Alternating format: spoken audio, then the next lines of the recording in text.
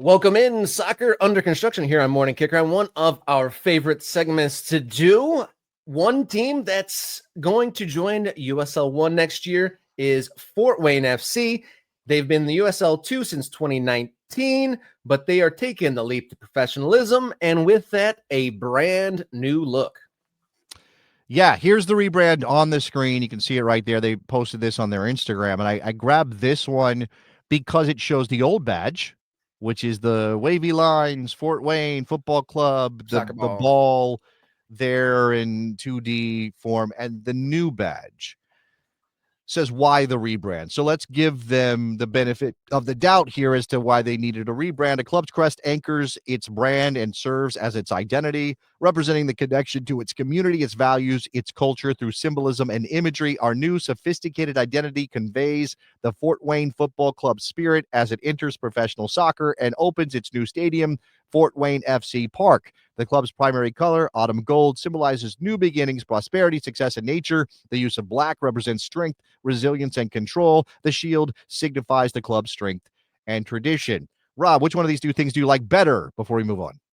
I think it'll take a little bit to get used to the new logo, but I support it. Bold moves and all. And I'm one of the things I'm glad. And I watched a little bit of this event last night when they presented this to Marcus Beasley and Mark Music, the owner, and the whole front office staff was there. They were considering changing the name. I'm glad they at least kept the name that's been around since 2019.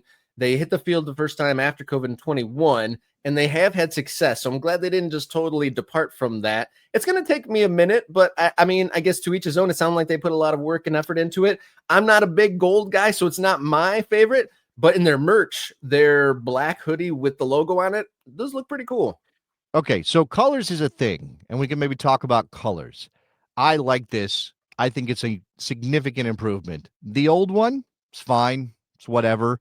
But I could do that one in Canva in about 10 minutes, right? Yeah. It's wavy lines. Very NPSL amateur, like a good amateur logo. It's exactly right. It's not one of those weird campy logos. It's not one of those the terrible, somebody clearly doesn't know what they're doing logos. It's half decent. It's a half decent logo, the old one. The new one is distinctive. And I think that's what matters here is you want it to be distinctive. You want there to be something people connect with their club. And with the old one, wavy lines, 3/4 of a ball. What stands out there that like, oh, I think of that as Fort Wayne.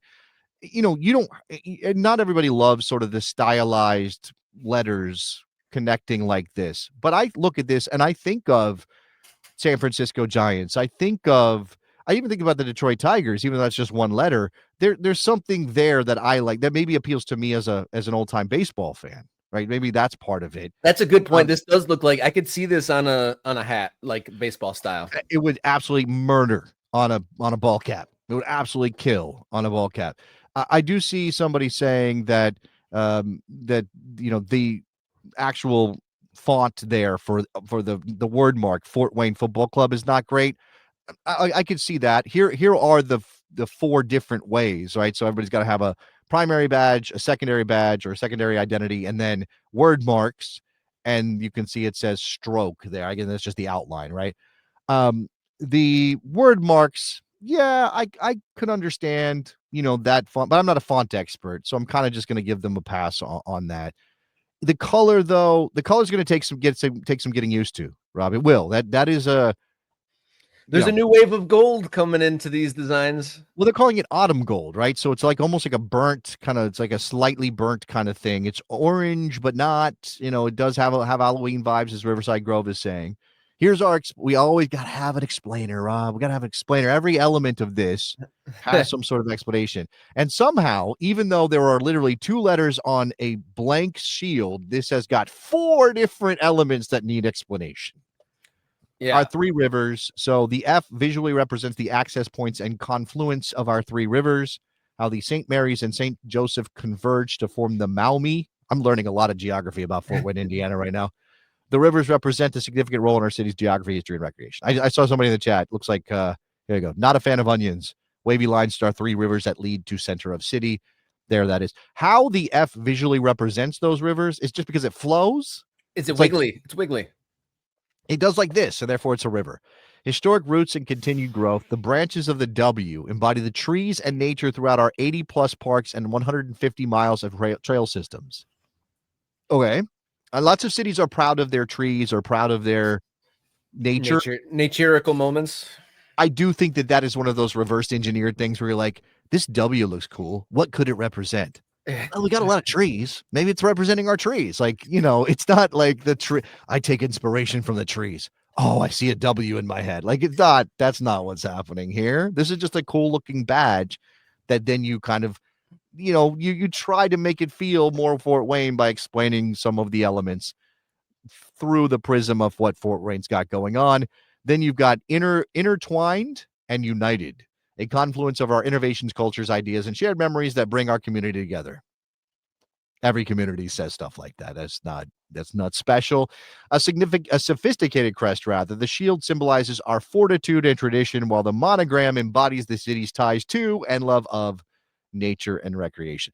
It's just a better badge for them. They just like it better, right? Okay. And again, I don't begrudge any club the opportunity to frame themselves the way they want to when they're doing something like going from amateur to pro, because this is not just about, oh, that old badge is too DIY. It's too, it's not something that stands out. It's not just about like the badge. It's about creating momentum. It's about creating a launch point. It's about resetting in people's mind what you are, because you don't see that amateur identity as strong enough to carry you forward. Now, we just talked to some people who are taking a very different approach to this, Rob, down in Corpus Christi. They were like, we had this amateur team and people love the shark on our badge, and we're sticking with it because people wanted that. I don't know what kind of market research the club did in Fort Wayne to determine whether they needed a new badge, but we kind of have to trust that they think this is necessary rather than stay what they were. In that event last night, DeMarcus Beasley spoke first in the event, and he said that they workshopped a lot of different things. They considered changing the name, changing the look, changing the colors. They obviously wanted to almost separate themselves to a degree from their history, which is successful in the USL2 level. They won their division in 2023, 2024, and 2025. Good success after, I always have to say it every time we bring up Fort Wayne, their first ever game was losing to my Oakland County FC 3-0 in a rainy day in Metro Detroit. But that aside, they've been very successful at the level that they are, but clearly they want to kind of rip a Band-Aid off and differentiate this new look and show the public that they are a new thing.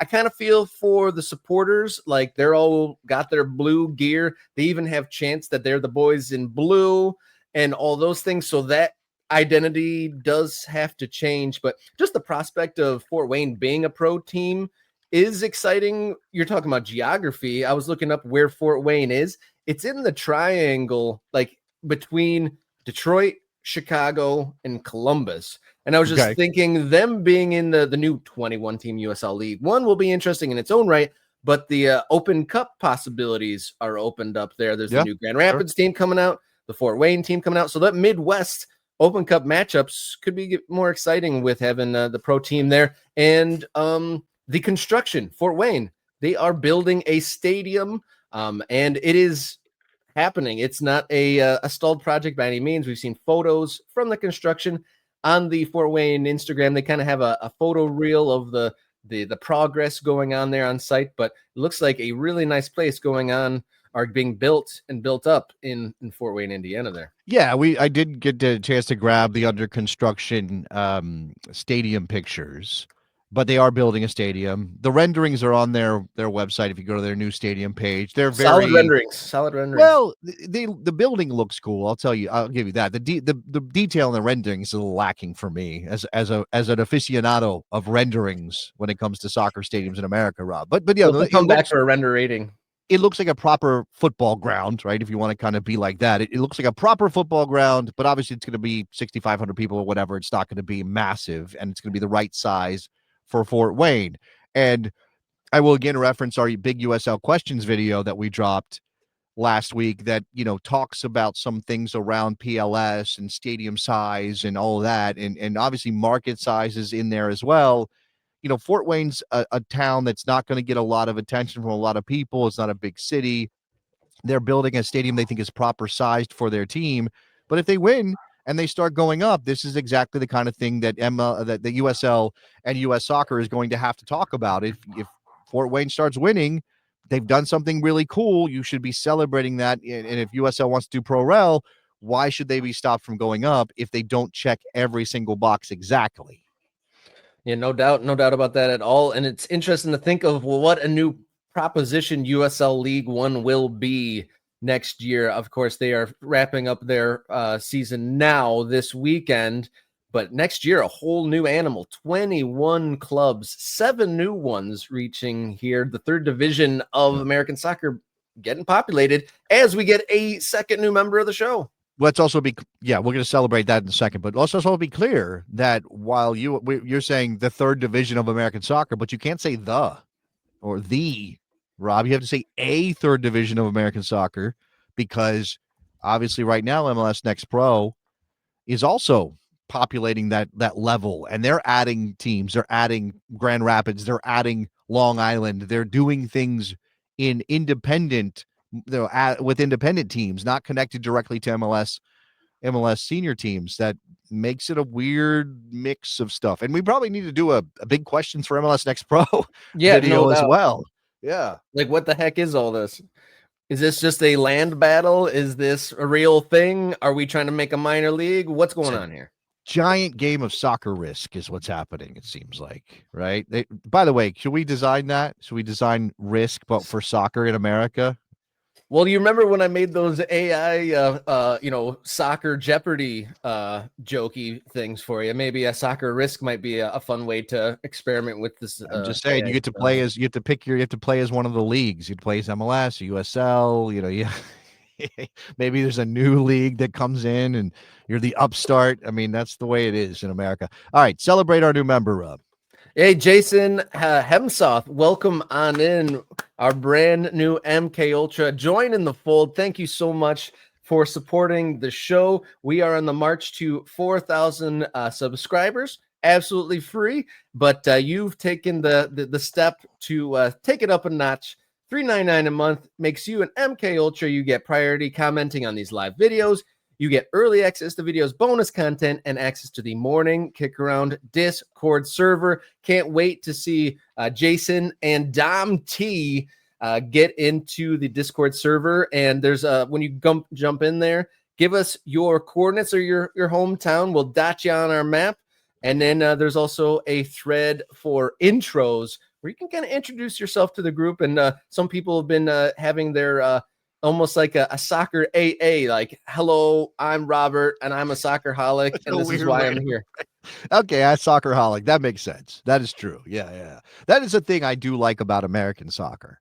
And yes, it also kind of relates to the fact that this is not the sport, and we are a subculture still, and that's a little frustrating. I mean, I see soccer stuff everywhere. I know it's big now, but there's still this thing like you have to explain why you're a soccer fan to people.